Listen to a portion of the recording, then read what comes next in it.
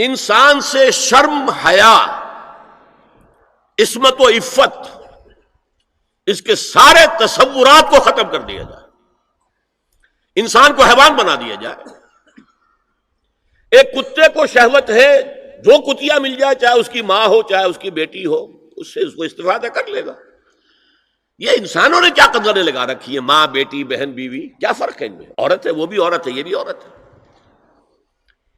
اور خاندانی نظام کی جڑیں کھود ڈالی جائیں، گویا کہ انسان حیوان بن جائے۔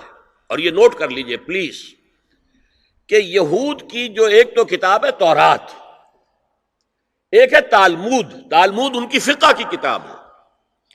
تالمود کی تعلیم یہ ہے کہ یہ باقی جتنے انسان ہیں، اصل انسان تو صرف ہم یہودی ہیں، یہ باقی جتنے انسان ہیں گوئمز، اور ان کے لیے دوسرا لفظ ہے جینٹائلز، یہ اصل میں انسان نما حیوان ہیں، انسان نما حیوان۔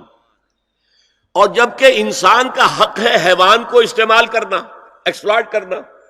گھوڑے کو ٹانگے میں بگی میں باندھتے ہیں کہ نہیں، اور بیل کو آپ اپنے ہل میں جوتتے ہیں، اسی طرح ہمارا حق ہے تمام انسانوں کو ان کا خون چوسنا، انہیں ایکسپلائٹ کرنا، انہیں استعمال کرنا۔ اور اس کے لیے بہترین طریقہ یہ ہے کہ انہیں واقعتاً حیوان بنا دیا جائے، انسانی اقدار ان سے چھین لی جائے۔ حیوان بنیں گے تو پھر کام کریں گے ہماری مرضی کے مطابق۔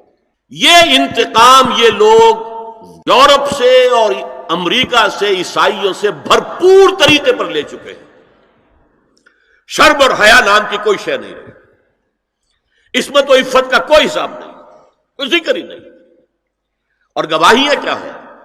پریزیڈنٹ کلنٹن نے کہا تھا 2 سال پہلے یا 3 سال پہلے، وہ جو ان کی اینول سپیچ ہوتی ہے، State of the Union address, اس نے کہا تھا عنقریب ہماری قوم کی اکثریت حرام زادوں پر مشتمل ہوگی۔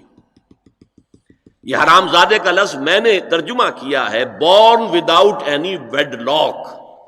ایک تو ہوتا ہے ایک مرد اور عورت کی شادی ہوئی ہے، نکاح ہوا ہے، پھیرے پڑے، کچھ بھی ہوا ہے، لیکن اعلانیہ طور پر وہ اب شوہر اور بیوی کی حیثیت سے ہے، تو ان کی اولاد ہو رہی ہے، جائز اولاد ہے۔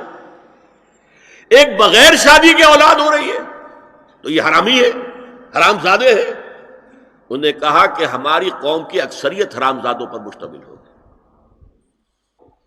Homo sexuality, لیسبینز، gaze,